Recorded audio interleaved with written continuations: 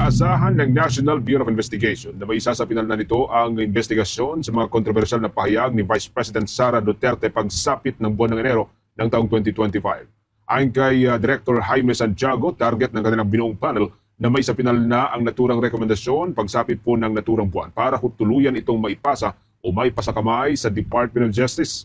Pagtitiyak pa ng opisyal, magpapatuloy ang gagawing investigasyon sa mga kontrobersyal na statement nitong si Vice President Sara Duterte gamit ang mga nalikom na nilang testimonya at iba pang piraso ng ebidensya mula nang sinimula ng investigasyon. Kahit pa hindi dumalo si Vice President Sara sa dalawang magkasunod na imbitasyon.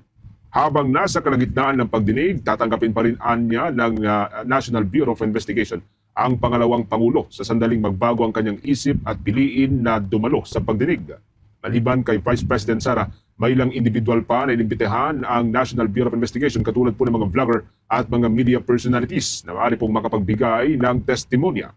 Ang lahat ng testimonya ng mga ito anya ay ikukonsidera ng panel sa kanilang report na nakatakdang ipasa sa Department of Justice.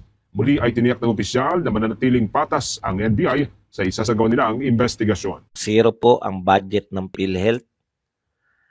Binawasan po ng 10 billion ang computerization program ng DepEd. Binalik po ang AKAP. Tinaasan po yung kanilang mga sariling mga budget. Wala po nakakapigil. Parang sinasadya po, lalong sinasabi natin, pinapaalala natin yung sinasabi ni BP Sara na yung nasusunod sa budget ng Pilipinas ay si Martin at si Saldico, lalo pong pinangangatawanan ng mga tao na to, no? Nung una, ang hope natin, sabi natin, di bali matatapos din to by 2028. Wala na po silang takot eh. Sampa ng katakot-takot na kaso kay BP Sara, gamit po ang media, walang katapusang paninira. Tapos na po yung tinapos na po nila kasi wala na eh. Paulit-ulit na lang. Pinipiga na lang si Piatos eh, Mary Grace Piatos. Di po ba sila na, no? Ang media po nakakahiya. Media, kayo nakakahiya.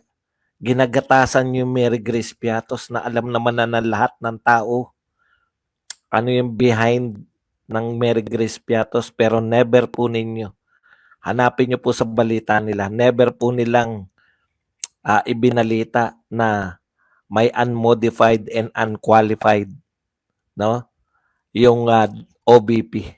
Walang anomalyang nakita ang COA dito po sa Office of the Vice President. Okay. Talagang ito po, garapala na po to, no? Ang sabi natin, di bali, yung sinasabi po ni BP Sara na yun yung pinanghawakan natin, no? Yung sinasabi po ni BP Sara na total naman, ano naman yan si Martin, hindi naman mananalo.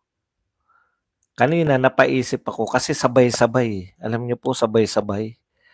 Tapos wala lang sa kanila, no? Nang wawalang hiya pa ng mga, alam niyo yun, winawalang hiya pa nila. Yung ginagawa nila sa Duterte, sadya po nila yan. Sinadya na nila yan. Bakit? Flexing po yan eh.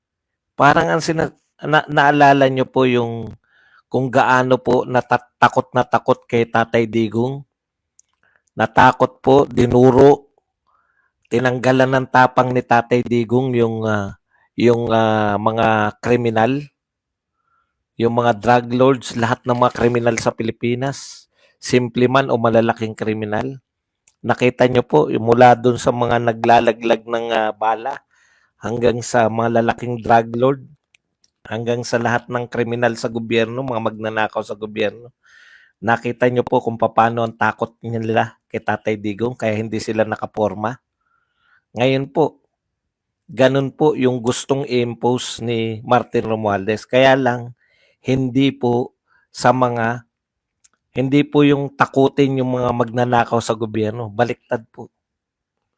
Is either ang pinapakita po ni Tatay Digong noon before, ganito ko kasalbahe, sa mga kriminal. Kaya yung mga kriminal natatakot. Ngayon po, ano pinapakita? Same effect yung kay Martin eh. Kaya lang hindi po sa kriminal. Ganito ako gumalaw sa mga kalaban ko. Wala kayong hindi ko kayo tatantanan hanggang sa madurog kayo. Wala akong pakialam kung sabihin ng iba na kayo lang ang gusto nga ipakita yan ni Sa tingin ko nga gustong ipakita yan ni Martin Eto pinapakita ko sa inyo lahat na Duterte lang ang aming iimbestigahan. Duterte lang ang aming tututukan. Ipapakita namin sa inyo na laganap ang lahat ng krimen pero wala kaming pakialam. Bilyon-bilyon, ganito kami. Ang sabi niya, ang implied niya diyan, ano ngayon? May magagawa ba kayo? Kaya niyo ba akong tibagin? May nagtangka naman yung Senado. Tinanggal yung akap. Ano ang reaksyon ni Martin? Plak lang yan. Pera lang ang katapat. Alam nyo, sabi ko nga, naghihintay ba ng 2028 talaga si Martin? Sa tingin nyo? Sa tingin nyo ba naghihintay pa siya ng 2028? Kaya niya namang gawin ngayon ang mga nagagawa niya. What Martin wants, Martin gets now, 2024. Ano? Di ba? Ano kung hindi ako manalo sa 2028?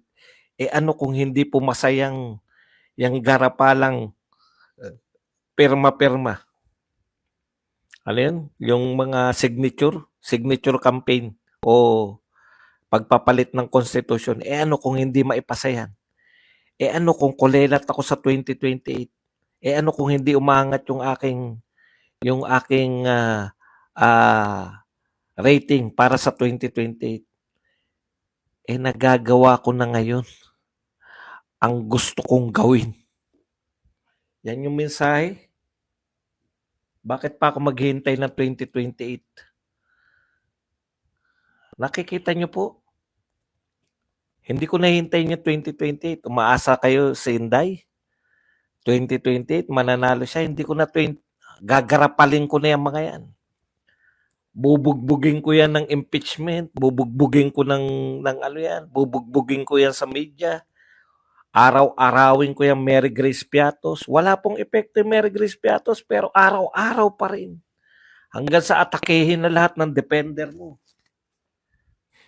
Yung pinahihiwatag niya, wala akong, di nyo ko kaya. Bakit DepEd at bakit PhilHealth? Para luminya kayo. DepEd, kahit na iba na DepEd ngayon, nariyan pa rin yung mga tao ni yung sumampalataya kay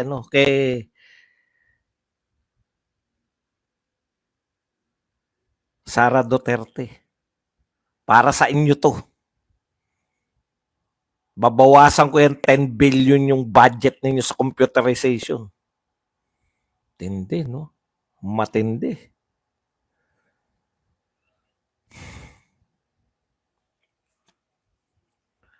Ang point ko dito, wala siyang pakialam. Ano hinahanap nyo? Pinagbilan ng ginto. Manigas kayo. Imbestigahan namin yan. Utot nyo. Ganun yung attitude.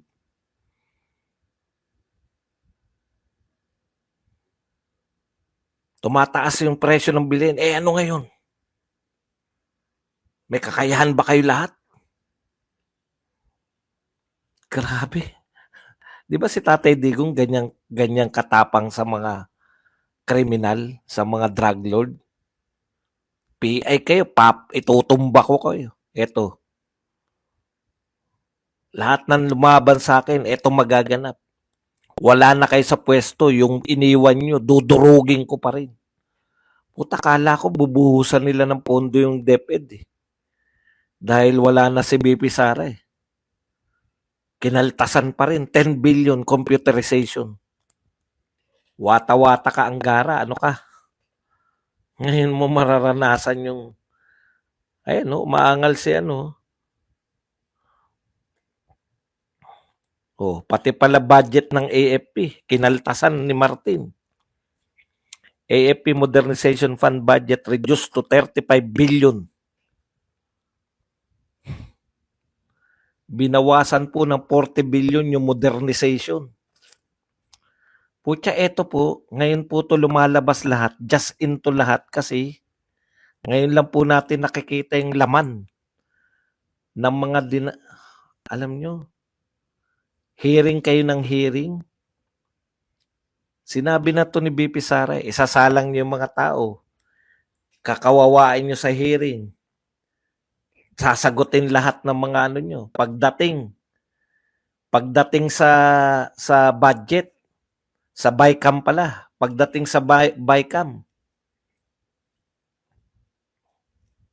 doon nila gagawin yung operasyon nila. Senado, wala kayong silbi, mga kapatid. Walang silbi ang ating Senado. Ngayon, kung ang Senado natin ay pupunuin nyo pa ng mga Marcos Senators, lalong babaw lang ng babaw yan. Alam nyo ba kung bakit pinagkukuhay ang mga yan? Sa line-up nila. Yan yung line-up nila na kaya nilang mapasunod. Ito po, grabe po to, no? Wala nang taguan. Yan yung akap na yan. Pwede na nga po talagang palagpasin yan, pero hindi po pinalagpas. Anong gusto lang ipakita? Pera lang ang katapat. Plak. Pera lang ang katapat. May tumatanggi dyan sa Senado. Anong gustong ipahiwatig? Pera lang katapat niyan. Operan ko ng 5 billion yan. Babaliktad yan. Ngising-ngisi. Si Grace Bo, ngising-ngisi. Grabe yung katwiran ni Grace po. Bakit zero budget ang PhilHealth? Dahil hindi nyo naman kayang gastusin yung budget ninyo para sa ano. Binibigyan namin ng leksyon ng PhilHealth. Binibigyan nyo ng leksyon ng PhilHealth kaya nyo siniro budget. Kasalanan ba ng miyembro yan? Asan po yung budget ninyo para dun sa mga binigyan nyo ng mga PhilHealth card? Sino po magkakarga? Wala na kayong kakargahin? Gobyerno? Wala kayong pantapat man lang? May magkakasakit na miyembro, papaako nyo sa ibang miyembro? May sakit na miyembro, akuin nyo yan. Kasi marami kayong budget eh. Imbis na yung budget na malaki, taasan yung benepisyo dahil hindi marunong yung PhilHealth ngayon. Ayaw taasan. Alam nyo ba kung bakit dumagdag yung budget? Humingi ng mga yan na taasan yung contribution eh. Pinataasan nila yung contribution sa PhilHealth. Nung tinaasan, sumobra naman daw yung PhilHealth. Paano binabarat nyo yung mga miyembro? Paano hindi dadami yung pera nyo? Kanino pong kapalpakan yan? Naghuhulog kami, hoping na pag nagkasakit kami, wala na talagang babayaran ng mga PhilHealth. Naghuhulog kami.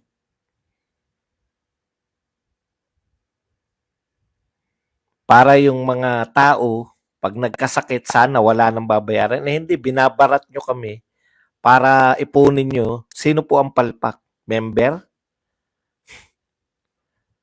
Ang palpak yung namumuno. Sino pinarusahan? Yung mga miyembro. Tinanggalan ng budget. Eh di dapat tinanggal ninyo yung mga palpak. Eh bakit tatanggalin? Eh nakipagkutsabahan nga. Nakipagkutsabahan nga sa paglilipat ng pondo.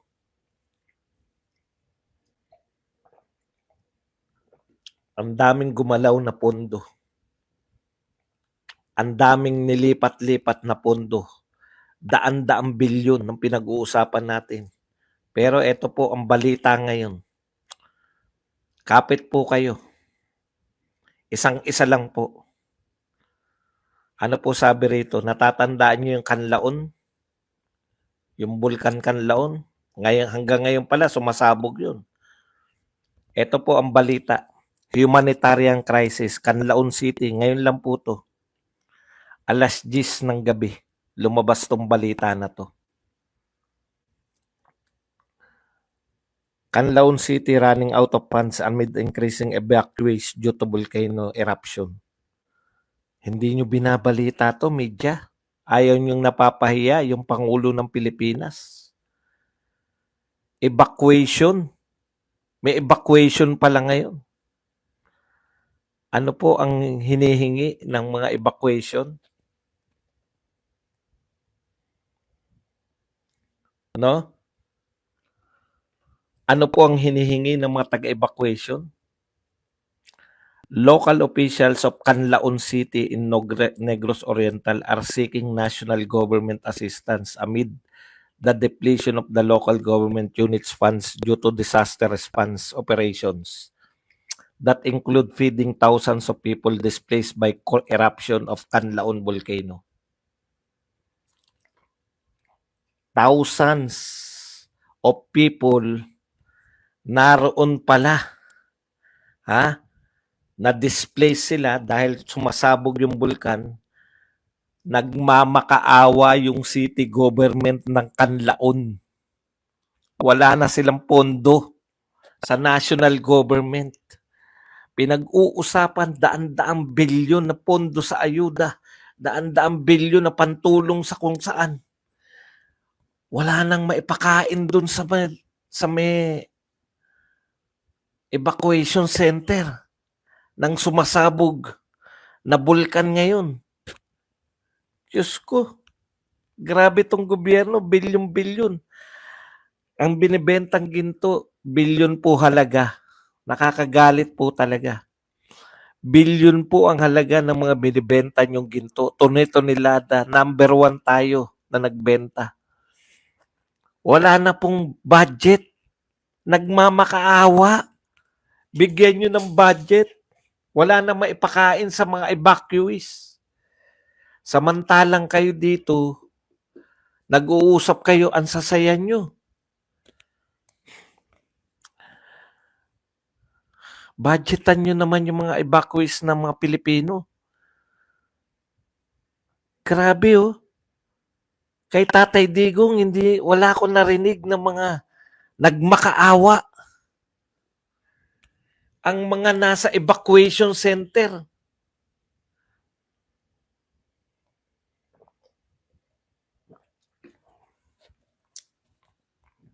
Di nagpapakita Pangulo.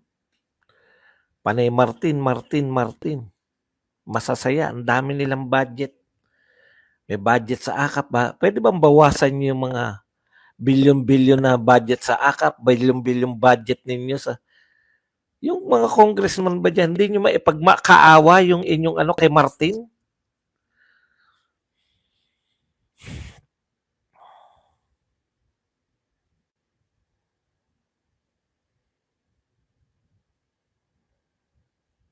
So, ayan po. 3 to 4 days lang po ang kaya ng mga taga Canlaon City. Sila po ay madaling araw na, may gurguran pa rin nagaganap.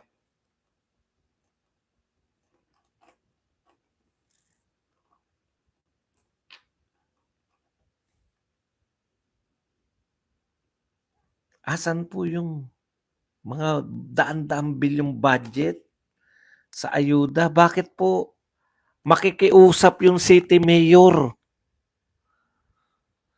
Grabe. Grabe kayo.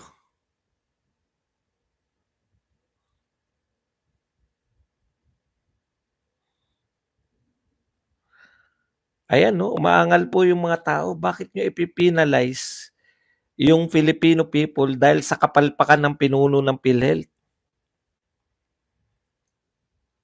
Bakit hindi nyo tanggalin yung PhilHealth kaysa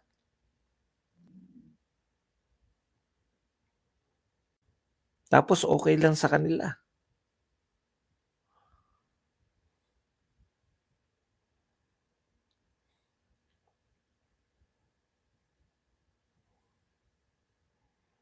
Tapos ang pinapakita sa atin yung mga investigasyon ng mga nagdaang mga krimen di umano ni Duterte nung nagdaang siyang presidente. Presidente siya noon eh. Anong war on drugs eh? Eto po. May mga pahayag. Ito po, direktang mga paglabag yan. Yung zero, pagse-zero. Pwede, kung wala lang pong gastos yung abogado, magdemanda tayo dito sa mga congressman at senador na to. Ito po, Pia Cayetano, Zero PhilHealth Subsidy violates sin law. Bakit po? Ayan po, existing sin tax laws and Senator Cayetano amended by the Sin Tax Reform Act and 80% of revenues from tobacco products and sugar sweetened beverages must be allocated to PhilHealth to fund the Universal Healthcare Act. 80% po pala ng mga tax sa tabako, mga sigarilyo, at saka sa mga kending, kung ano man yun, dapat mapunta sa PhilHealth. Kanino po napunta? Bakit nyo siniro? Ang problema